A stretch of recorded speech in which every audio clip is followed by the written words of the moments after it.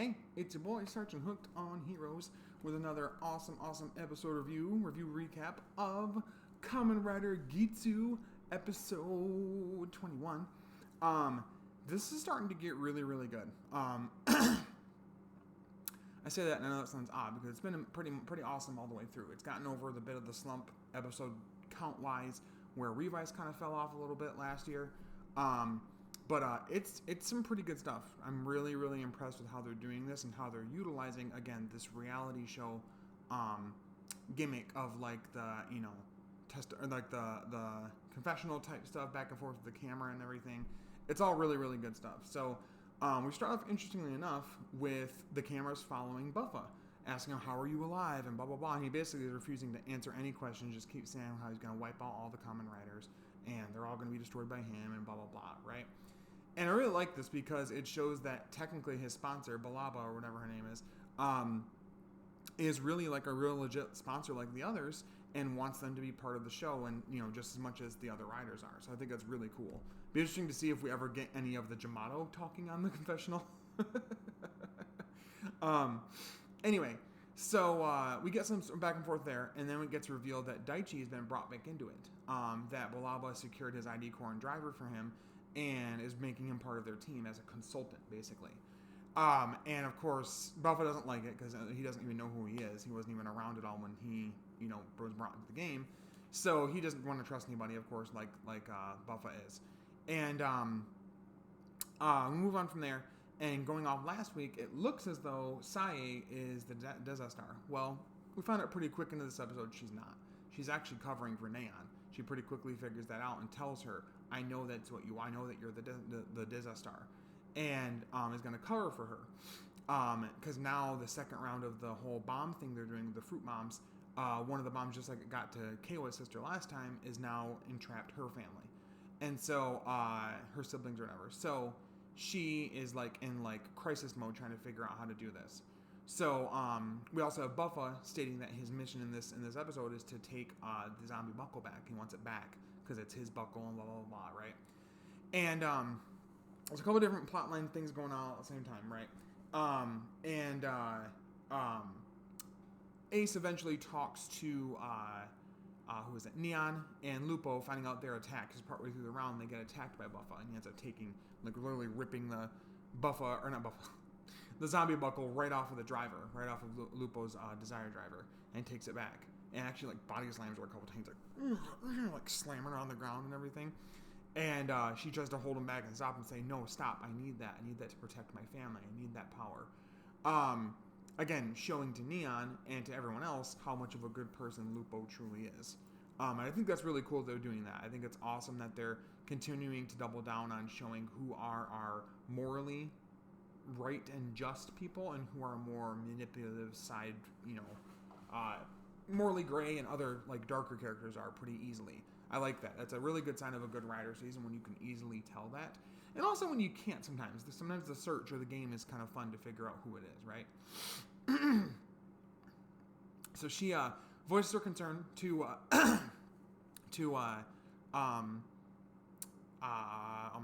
Ace. Neon does. And he ends up going, he said, well, I need you to introduce me to somebody then. So she has him get introduced to Chiram, who is as we know, the producer of the game currently right now. And they get introduced, and he tells them how, Buffa's becoming a bit of a problem for you, isn't he? He's like, oh, what do you mean? He's like, well, because he's back. He's alive. He's attacking your players. He's screwing things up. Like, bit of an issue, don't you think? They're going back and forth, and oddly enough, Chiram basically is like whatever about the problem. He switches topics though about the DGP and talks about a desire goddess and that she's being held somewhere and they're trying to figure out where he doesn't. I'm sorry. In the conversation with Balaba and her crew, they mentioned a desire goddess, and that's their goal, is to find this desire goddess and then rewrite reality to whatever they want it to be, right? And so Chiram doesn't talk about that, but he probably does know about it. I'm not sure who I think the goddess is. I would assume it's some character we don't know. Maybe it is Ace's mother, and that's why he's been able to be so lucky winning so many times. Because Chiram literally says that he has won every single DGP that has ever existed since it started, since its genesis. We knew he'd been in it for a while. I didn't know he won every single one of them. So So yeah, it's really interesting. And tells him how interesting he is and blah blah blah, kind of going back and forth with them. Essentially, Ace is able to convince Cheerum to get involved and stop Buffer, or at least slow him down because he's starting to become a nuisance, right? And so we go on with the match and everything, and we have a split focus thing where at the Quarry of Destiny, like everything happens at the Quarry of Destiny, we have Kawa, Neon, Lupo, and Ace all there trying. They found the Jamato like base headquarters where they're making the bombs, and then we have a split with Buffa, who is being confronted by Cheerum. So Lupo does this whole thing where she takes the fever buckle, which Kawa just got, along with Boost for Ace. Ace gave him the other one, it ended up being Fever, and she uses it, and she tells him that if it means that I can save my family, I'll eliminate the two of you right now. Like, I don't care. And so she's really like kind of covering for Neon, isn't really going to hurt them. So she uses the Fever buckle. It gives her Boost, so we get to see Boost Lupo, which is actually a pretty cool suit. Seeing the red with the blue of her wolf helmet, really cool stuff. And she fights, does a really good job. Boom, boom, boom. You know, a lot of really good hits and final attacks, grand strikes, stuff like that. But the more interesting, juicy thing is we see Cheerum use the Vision Driver and become Kamen Rider Gazer. So there's apparently two different forms you can take with it, either Kamen Rider Glare or Kamen Rider Gazer. And he transforms into that to fight Michinaga in his just Jamato form. He has Zombie Buckle, but for some reason doesn't use it until the very end here. So they fight, and he's trying his very hardest to fight Cheerum, and it is not working. Cheerum is just beating the shit out of him.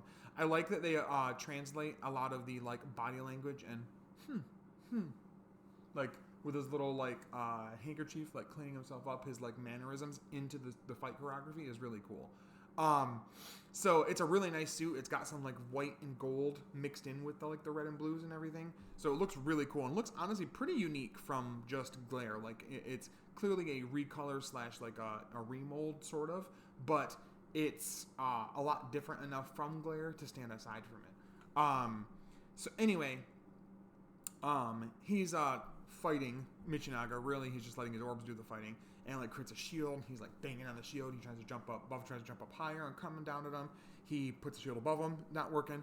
Finally, he when one of the times he hit him, some of the like gross Jamato juice stuff got in his like helmet, and he goes, ugh, like wipes it off. It basically tells Buffa, you are fiction. You're just some kind of weird anomaly I need to get rid of. Almost giving us the idea that Cheerum just sees himself as a god, almost that it's not the reality he wanted, and that they don't fit in that, so he needs to be gone. And so. Does his final attack, delete, and it's all like he rises up with all the orbs around him, kind of make like angel wings, it's kind of cool, and they all down at him. At the last second, you see Michinaga throw on the zombie buckle. After this, we get the rest of the team ended up defeating the rest of the Jamato and stopping the bombs, and we also see them. Sai's trying to save her family. And she almost gets all the wires cut, but then in the last second, the fruit that was there, this giant like melon cantaloupe thing, throws out vines at her and grabs her too, so she can't save her family. Neon comes in at the last second and Clutch in the last second and helps out. So at the end of it, of course, everybody, including Sai, votes for her to be the Deza Star, and she gets voted off, retired, whatever. She isn't killed, clearly, just retired. And she has a really nice conversation with Neon. And Neon says to her, why did you do this? Why did you cover for me? Why did you let this happen? Why did you vote for yourself to be voted out here? She goes, because I have a family to protect, and I know that you do too. And maybe we're not fighting for the exact same thing, but you're fighting for genuine love, and I can respect that. So I covered for you on purpose. I think you'll find your own true purpose if you keep on this route. And so I like it. They have like a nice like sisterly kind of bond thing going on. I don't feel anything romantic necessarily, just a sisterly type big sister bond that she never got to have, Neon. And so Neon's thankful and everything, and she says, just do me one favor, just stay true to yourself and blah blah blah blah, and try to win. I want to see that you win and whatever. And so she's retired, and Neon kind of regains her resolve to continue being the Deza Star. And we see back in at the other end of the Quarry of Destiny, with the fort where Cheerum was just fighting Buffa, that he's not dead. He's like, I see you died twice now and came back. He's like, this is not a fiction. This is reality. Huh. And he's kind of interested by it, and he backs away and leaves Michinaga there writhing on the ground. And yeah, so now Buffa has Zombie back, so I wonder if that's going to be his like cheat card, his cheat code to like be able to win sometimes here and there. I'm also really hoping Buffa gets another power up of some kind besides just the zombie buckle and the Jamato thing, even if it was a combination of those to create a new buckle, something. I just want to see something new with his stuff because I really like Michinaga. But interesting how we're kind of shifting the players around here. I like that Daichi's now part of Team Jamato. And he still wants knowledge, but in a different way, kind of, because they say when you lose the DGP, you kind of lose a bit of what your original dream was. So I wonder, somebody made note of this, and I kind of agree with it online. They said, I wonder if, since you can get memories from ID cores, and he mentions that, getting his memory back from his ID core, what if that's his newest obsession, is defeating other riders, taking their ID cores and getting their memories, their knowledge. But yeah, so I'm hoping that gives him a lot more to do. I'm happy that he's not completely out of it yet. A little sad about Lupo being out of it so quickly, but I'm hoping they do more with her eventually. But yeah, overall, it was really, really entertaining. I think the stakes were pretty high in the episode. I like that they had the, throwing us off the scent of the Disaster last week where they made it seem as though it was Sae, but really she was going to just cover for Neon. Neon actually mentions later on at the very, very end of the episode that Chirami, or whatever the dude, the weird, like, game master guy that's really goofy, that he must have set her up and put the card in there. He was like, yeah, I did, but look at you. You survived through. You suspicious little kitty cat, blah, blah, blah, and being his weird self. So yeah, it's really interesting. We got a few more lore drops here about this desire goddess of some kind and where she is and trying to find her. At least that's what the Jamato team is going after. And a bit more about who the Desastar is within this round and what we're doing going forward. Next week's episode looks interesting too. Not only do we get more with Buffa, with Zombie, and the Jamato buckle in both, which is weird because the Jamato buckle is interesting because it goes on the side that would give you top armor, but or that would give you leg armor, but it gives you top armor. Whereas when he uses Buffa, when he's Buffa Zombie Jamato buckle, there's not much of the Jamato stuff there. So I hope, like I said, I'm hoping my prediction is right. Like I said a few minutes ago, that there's going to be like a combination Zombie Jamato buckle of some kind that comes out of all of this. Maybe even one that is dual-sided that goes to both sides. I just want to see him have more than that. I like what they did mostly with Baron in Gaim, but I didn't like that he didn't have a real rider form near the end. The monster form was cool, but I don't know. I didn't like to fully become a monster. I mean, you could see like a full rider, like a final form rider form for him. So I hope they do the exact same thing here with, what's his name? With Michinaga. But overall, a really good episode. I really like where we're going with things, and I really think that it's hitting its stride in terms of like being decent all the way through. And I was definitely surprised at that it was actually Sae, or not Sae, that was Neon. Kinda, because that was my theory for like the whole time right now, the whole Desastar thing. I'm like, it's probably Neon. But there seems to be somebody else that's her sponsor that's not her dad for some reason. So there's apparently some other sponsor, just like Jean and Balaba and what's his name? Whatever the little frogman is. That I'm thinking all four of them are going to have the little gun transformation thing that Jean showed off last episode. But yeah, I think his name is Kuan is the new one, and he's supposed to be the one that I guess is supporting Neon for some reason. And so some kind of lion motif. Yeah, I don't know. So, and they're all going to be named Kamen Rider, whatever their names are. So it's going to be Kamen Rider Jean, Balaba, Kuan. Like, it's really weird. I don't know. That was a trend that 01 started that I don't love when they like name a rider after their name, except when their names are cool, I guess. But I don't know. But anyway, overall, decent episode. Really liked it. Definitely surprising. If I had to score it, it's probably somewhere 9.5 out of 10. Wasn't exactly a 10 out of 10 banger, but definitely threw me off with the whole Disaster stuff and the developing stuff, not only with Chiram, but also with Buffa and what's happening with him. Also, next week, it did show in the preview, I guess the game master being in there using the glare suit against, or maybe there's two vision drivers now. I don't really know. He's like doing the worm in the suit. I don't know what's going on. But definitely interesting to say the least. So overall, pretty good episode.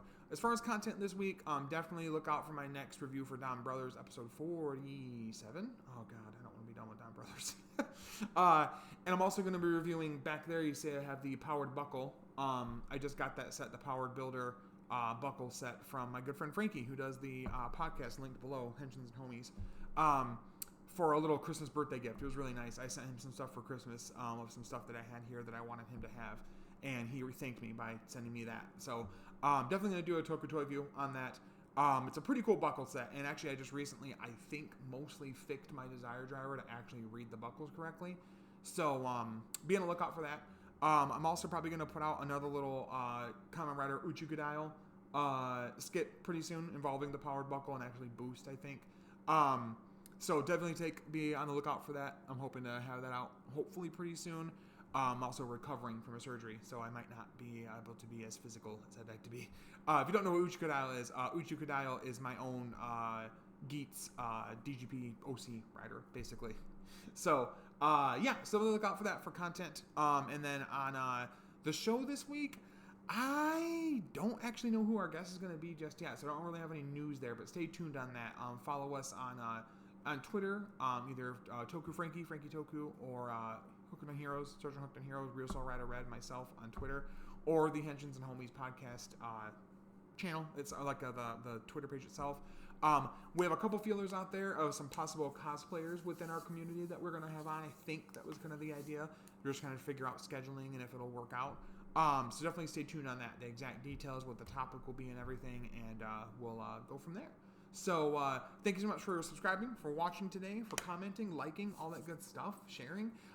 In the comments below, let me know, what do you guys think of this week's episode? And were you surprised by who the Disney star is? Where do you think things are going with Buffa? And what's going on with this Desire Goddess thing? What's going on there? But anyway, until next time, you stay hooked on Heroes. I'll talk to you later. Bye-bye.